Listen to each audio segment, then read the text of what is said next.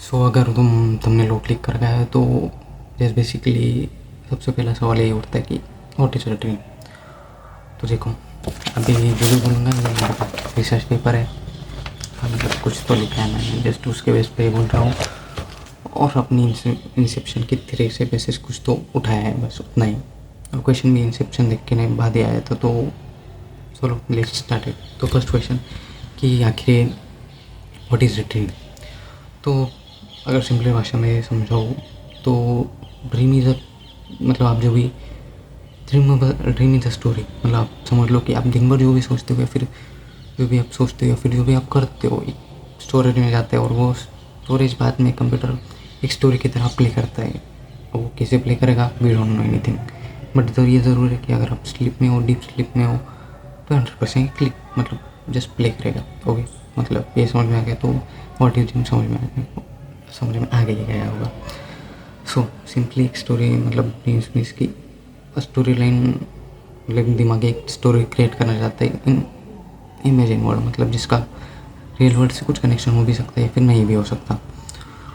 और रही बात कि वाई डू वी ड्रीम, सो ये 100% श्योर नहीं, मतलब साइंटिफिकली तो ये प्रूफ नहीं कि why do we dream. But अगर बेसिकली साइंटिफिक प्रूफ किया जाए 100% ये भी ट्रू नहीं है, बट कि हम ड्रीम करते क्योंकि हम थॉट्स, जो भी हमारे थॉट्स होते हैं, लाइक अगर मैंने सोचा कि आज ये मूवी देखनी है, फिर मैंने इंटरस्टेलर देखी, सो मेरे दिमाग में जस्ट उसके थॉट्स हो गए।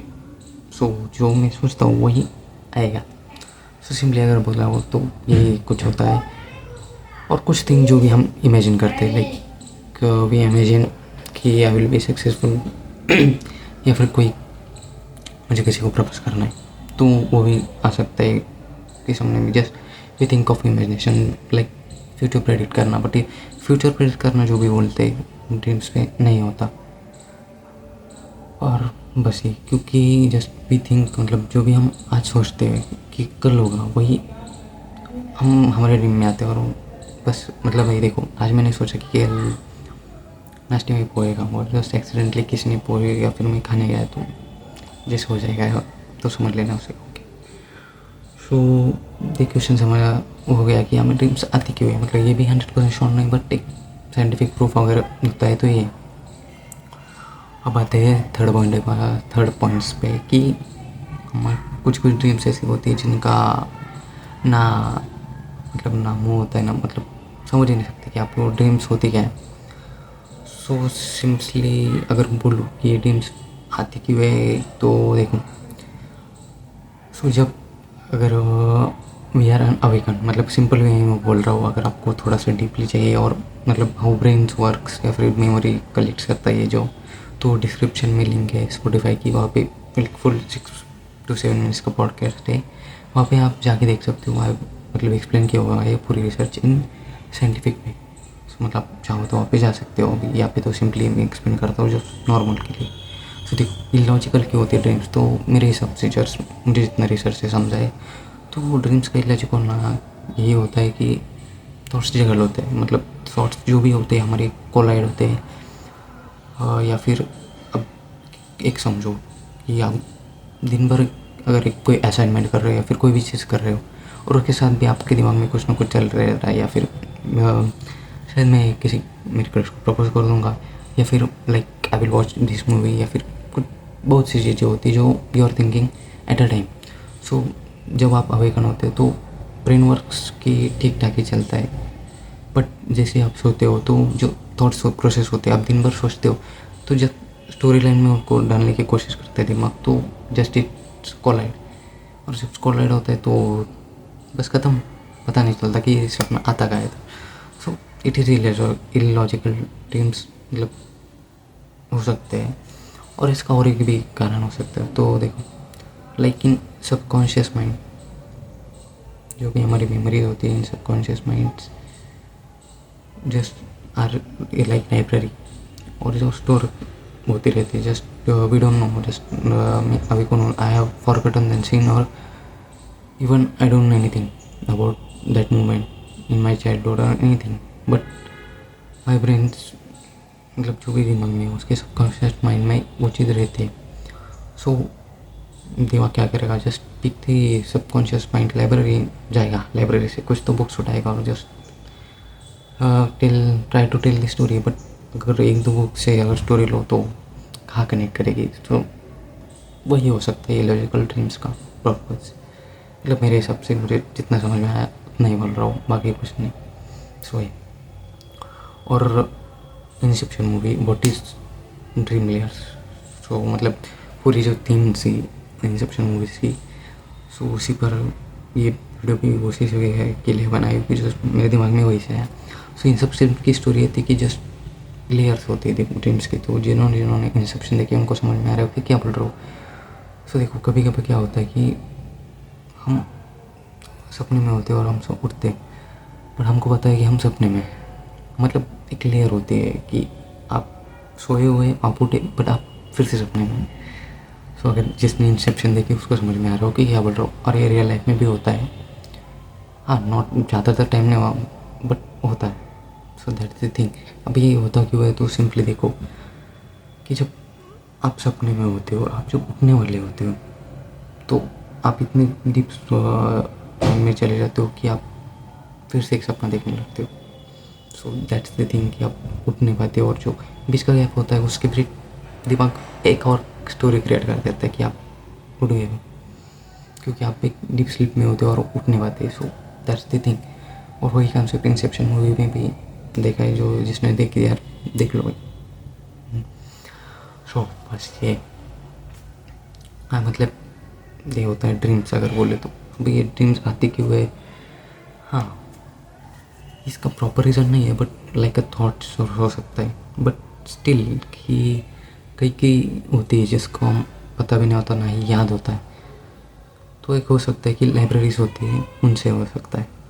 और एक जून कार्ल करके जो साइंटिस्ट थे उनका भी कहना था, और मतलब लगभग मेरा भी ये सोचना है कि जो हमारे ड्रीम्स होती है are the collection of our ancestor. मतलब अगर हमारे डीएनए में जस्ट डीएनए जब ट्रांसफ़र होता है फिर जो भी होता है, तो उनका कहना ये था कि जो हमारे एंसेस्टर की जो भी लाइफ स्टोरी थी वो भी हम पता कर सकते हैं जस्ट इन लाइक ड्रीम्स। मतलब जो भी लाइब्रेरी है डीएनए के थ्रू हमारे ऊपर आई, उसमें एंसेस्टर की भी स्टोरीज हो सकती है और वो हमारे में कोलर कर सकती है। अब ये कॉम्प्लिकेटेड चीज़ है बट सिंपली से समझाओ तो देखो, मतलब मेरे दादाजी है तो उनकी लाइफ में कोई भी स्टोरी हो चुकी होगी, बट डीएनए के थ्रू अगर मेरा डीएनए उनसे मैच करता है तो उनकी जस्ट नॉट ऑल बट दो तीन सीन्स या फिर जो भी स्टोरीज है वो डीएनए के थ्रू मेरे दिमाग में आ सकती है। यस इट इज़ पॉसिबिलिटी और साइंटिफिकली प्रूफ नहीं, बट इट कैन बी।